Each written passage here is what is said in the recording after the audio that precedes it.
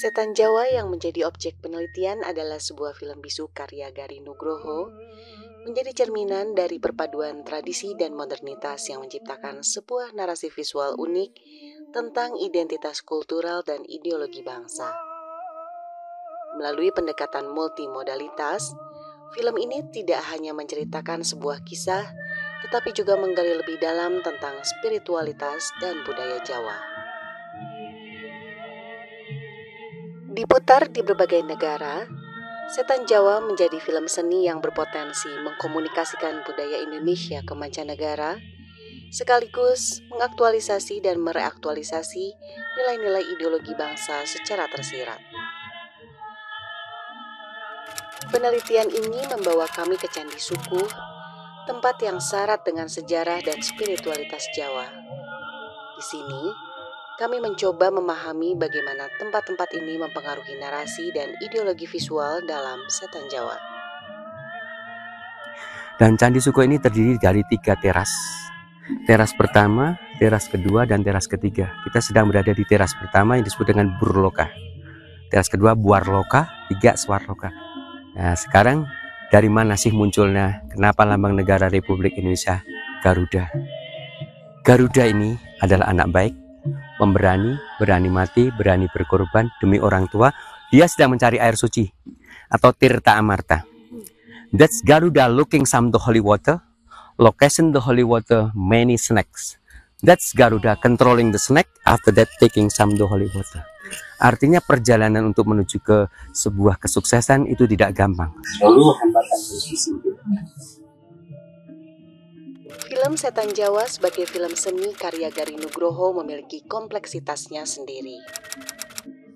Dengan pendekatan sinematik orkestra, film ini memadukan beragam unsur budaya benda dan budaya tak benda dalam satu pertunjukan.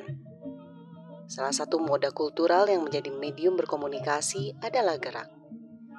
Gerak pada film ini banyak diadaptasi dari gerak wayang tradisi Jawa.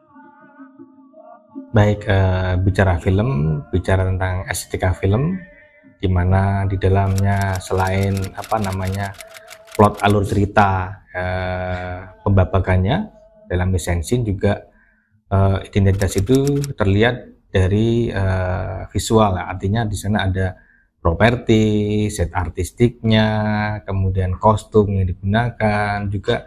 Kalau bicara film, ilustrasi musiknya itu juga menjadi identitas.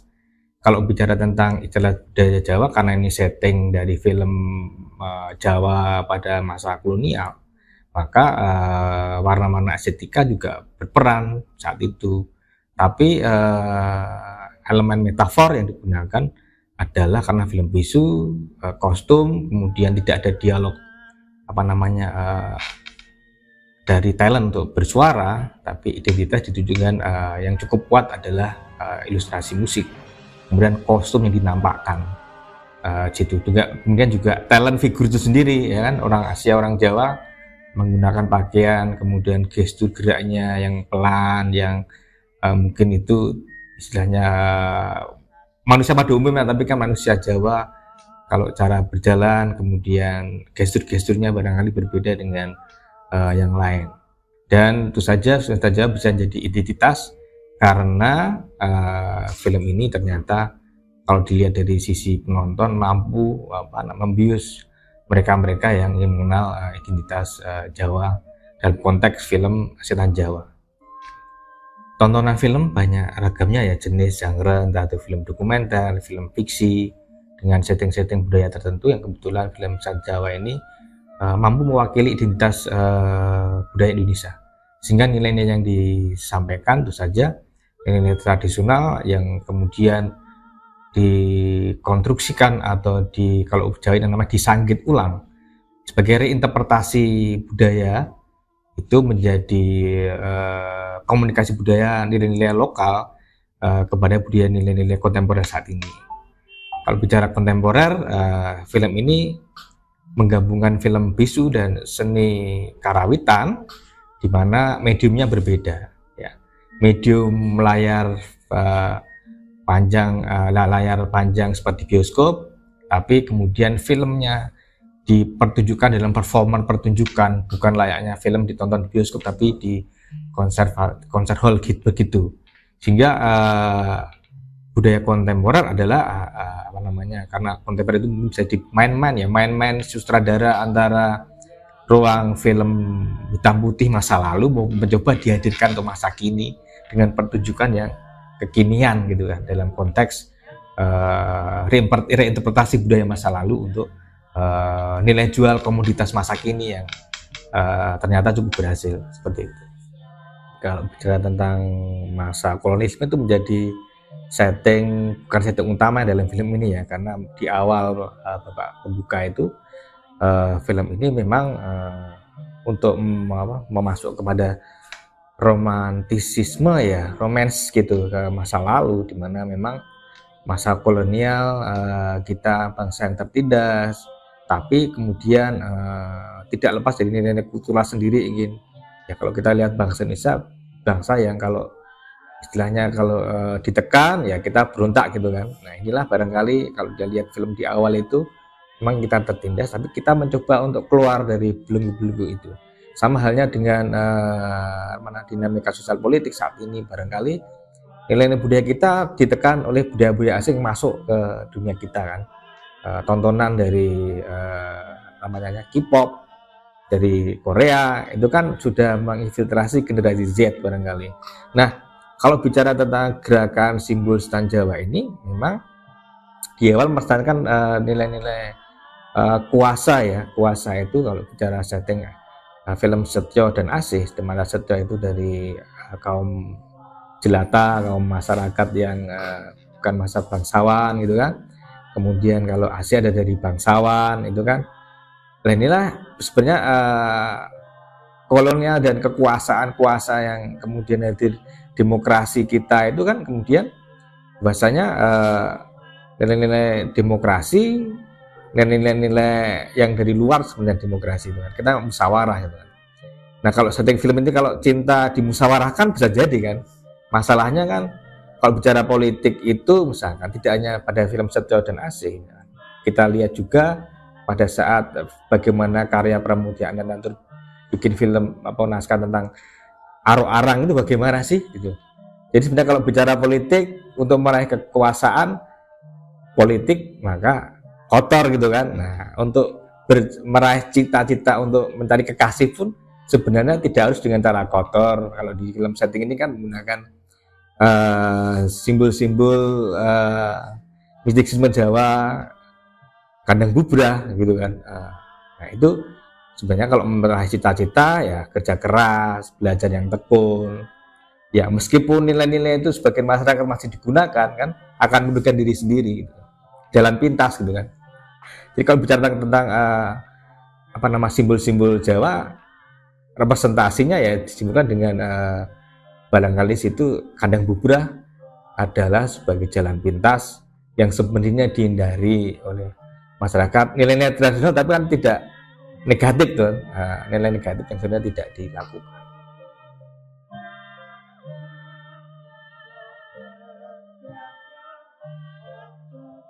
Beliau selalu beranjak dari kehidupan sehari-hari ya, sosial kemasyarakatan gitu. Terus dari narasi-narasi yang beliau tampilkan, selain dari konteks artistik, pasti selalu mengandung baik dari sisi heritage, kebaruan, terus yang relevansi hari ini. Itu ramuan yang beliau sering bilang nasi campur itu ya sejauh ini orisinil ya, maksudnya, dan menginspirasi tentu saja. Seperti Spirit Bea yang ladang berpindah itu juga justru memulainya dari Indonesia Timur ketika dengan NHK Jepang, dokumenter. Beliau awalnya dokumenter sejauh yang kami tahu, terus itu berproses jadi set itu sains, estetika, teknologi. Kalau ideologis lain ya kritis, yang kalau orang Jawa bilang Gojek Parikeno ya, memberi referensi, memberi apa kritik dengan cara bercanda itu seperti dalam apa sajian wayang, sajian terus tengah-tengah selalu dijeda supaya tidak terlalu membosankan. Maksudnya itu jadi hal yang serius tapi menyampaikan dengan cara bercanda. Itu selain ya kritik-kritik sosial banyak dari karya-karya kalangan masyarakat ya. Kami yang cukup mengamati betul detail beliau ketika di lokasi waktu syuting. Bahkan beliau sampai tahu tuh di atas riset misalnya tahun 90-an nih pasar gitu. Di atas genteng ada apa, di atas apa, orang jemur apa, terus sampai barang-barang detail tuh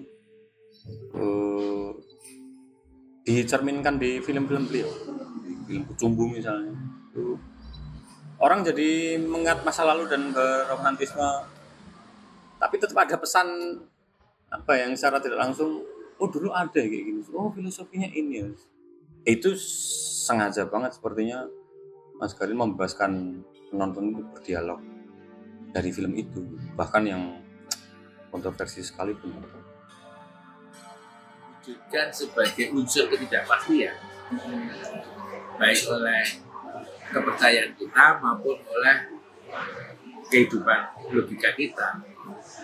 Lalu kalau kita mau sebutkan ketidakpastian, mesti orang ngomong hidup manusia itu bisa direncanakan, hal yang tidak pasti dimasukkan dalam mistisme kan gitu. Kayak macam ada 7 lah cara dari kalau mau dari Cipta Waluyo sumber Cipta Waluyo. Ada buku dari Cipta Waluyo, itu ada jenis-jenis pesugihan Jawa lah, namanya Cipta Waluyo, itu ada bukunya bagus banget. Masih ada bukunya sekarang? Nggak tahu sih. Baiklah, akan aku cari. Tapi bisa dicari. Dan itu ada gambar lukisannya. Jadi tumbuhnya lukisan itu pun kan tumbuh selalu di tengah wilayah penderitaan, kemiskinan, dan gitu. Jadi kalau ada orang bilang ngapain sih merepresentasikan pesugihan gitu sebagai cerita kebudayaan Jawa, ya justru ini representasi yang tadi bisa merepresentasikan masyarakat dengan cara tersendiri. Apakah kalau menurut Mas Gary ini sebagai kreator, apakah di sini ada satu pesan yang sebetulnya lebih dalam kaitannya dengan takdir? Karena kan kalau kita bicara pesugihan kan artinya ketika kita tidak mampu untuk mendapatkan sesuatu yang tengah berjalan, ekonomi dan lain-lain, ini ada gerak tertentu nih yang kasat mata untuk mengubah hidup. Apakah itu masuk dalam filosofi? Ya semua hampir di semua lini kehidupan lah, nggak usah Jawa lah.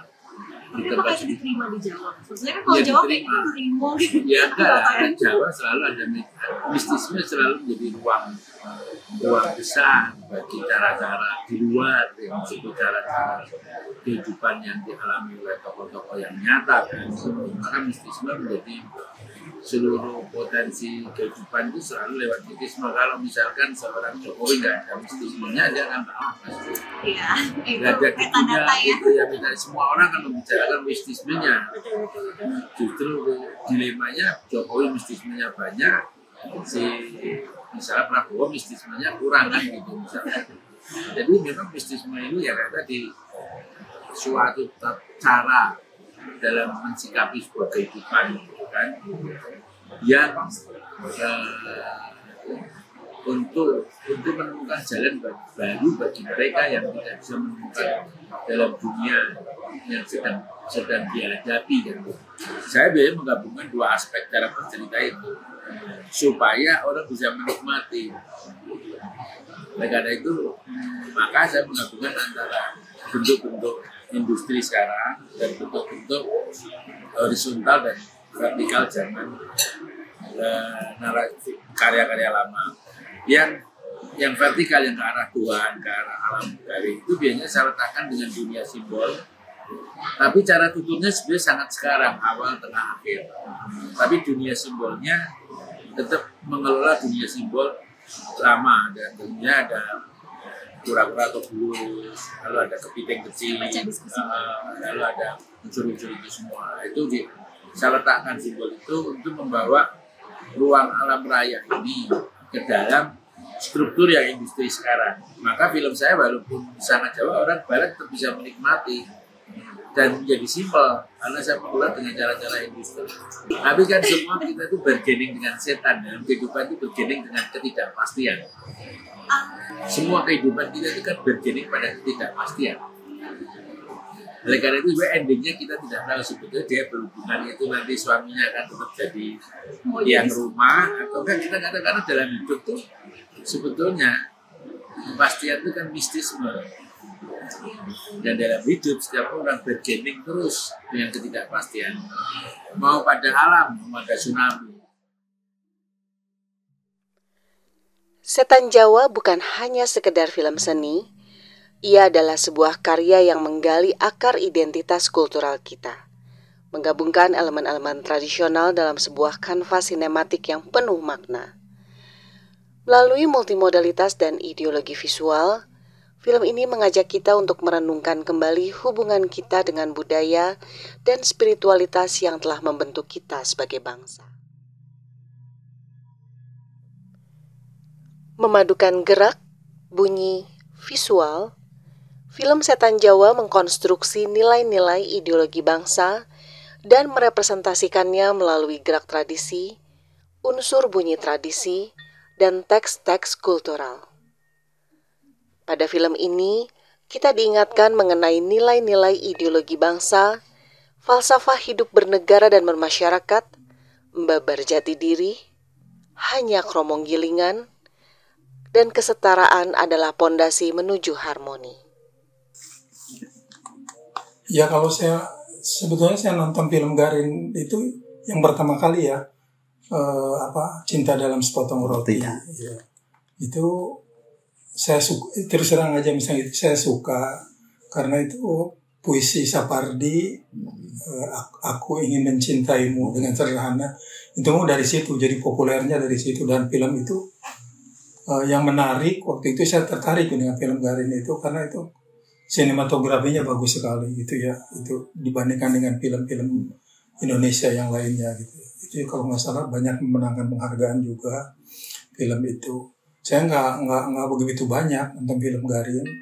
Waktu saya jadi juri FFI juga nonton film Rindu Kami ya gitu ya. Itu theme songnya lagu Bimbo, Rindu Kami pada Mayurusu. Itu opera Jawa gitu. Ini jadi, nah mungkin setan Jawa mungkin dia kalau Mas Garin saya salah satu yang saya tangkap dari keseluruhan film-film Mas Garin itu kultur itu dipertahankan sekali. Ya. Misalkan ya kultur itu opera Jawa itu lebih ke tari ya, misalkan karena opera tari para penari-penari, dan dia juga milih penari-penari yang udah dapat penghargaan internasional gitu. Itu juga musik. Nah itu gerak, tari, musik itu salah satu ininya ya yang saya lihat. Nah musiknya musik tradisi. Misalkan di saya nonton Setan Jawa juga, biarpun mungkin mistik, horor gitu, tapi walaupun kita mungkin untuk mengikuti ceritanya nggak cukup sekali gitu ya, tapi aura itunya ada gitu ya, aura bahwa ini dengan film hitam putih juga misalkan mengembalikan itu bisa terasa gitu ya, bisa terasa. Jadi itu mungkin karena Mas Garin menguasai itunya sinematografinya sangat menguasai. Kemudian salah satu keistimewaan film-film Mas Garin itu, kalau kita lihat judul-judulnya itu beda dengan yang lain. Misalkan ada Bulan Tertusuk Ilalang, itu ngambil dari judul puisinya Mas Jawa Imron, gitu ya, Bulan Tertusuk Ilalang. Ceritanya juga itu kan benturan tradisi dengan barat, misalkan ya kulturnya ya. Bahkan saya belum nonton ya film terbarunya Tepatilah Janji, itu isunya isu politik. Kemudian Samsara itu ya disebutnya apa? Ya musik itu ya, musik sinematografi lah, musik itu ya. Ini konser kayak konser gitu. Saya nonton film Samsara yang film Cinanya ya, nonton ya itu. Tapi ini mungkin beda ya, beda. Nah ini lebih kental kultur Balinya. Jadi untuk film-film semacam itu, Mas Garin selalu mengambil basic, misalkan pertama musik dan kedua gerak-gerak tari. Nah, yang tahu yang paling sering Jawa ya, karena mungkin dia juga kulturnya yang jarang Sunda ya. Ya. Jadi mungkin arahnya dia lebih ke situ, memperkenalkan kultur sama gerak-gerakan gitu sehingga kelihatan Indonesianya gitu ya. Maka kalau keluar itu kenapa film-film Mas Garin dihargai di luar? Karena unsur itunya yang ditangkap orang-orang luar ya, orang-orang luar negeri gitu, di festival internasional dia dihargai. Tapi di Indonesia memang ya kalau istilahnya kalau di kita ya kelasnya mungkin saya kira kalau di Indonesia Mas Garin nggak ada teman gitu ya, dia aja sendiri ya. Gitu. Pada penelitian ini, muncul asumsi bahwa karakteristik film yang long-lasting dapat membangun komunikasi sosial, budaya, politik, dan mentransfer nilai-nilai baik antar generasi.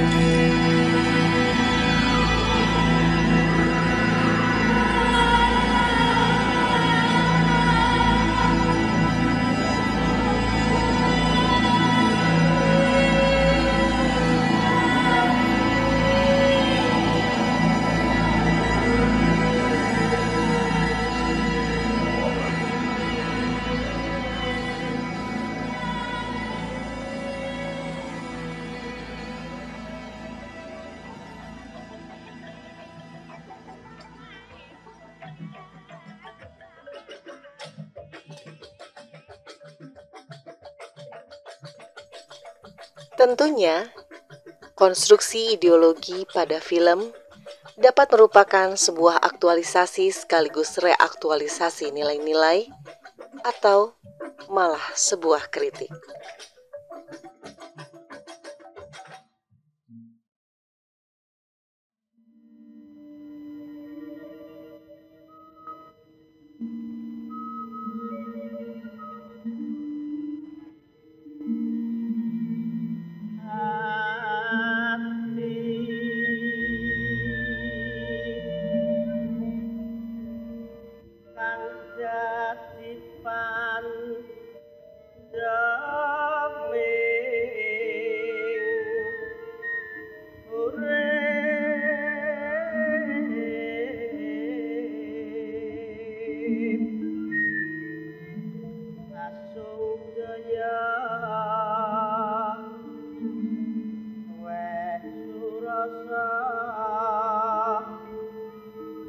Yeah.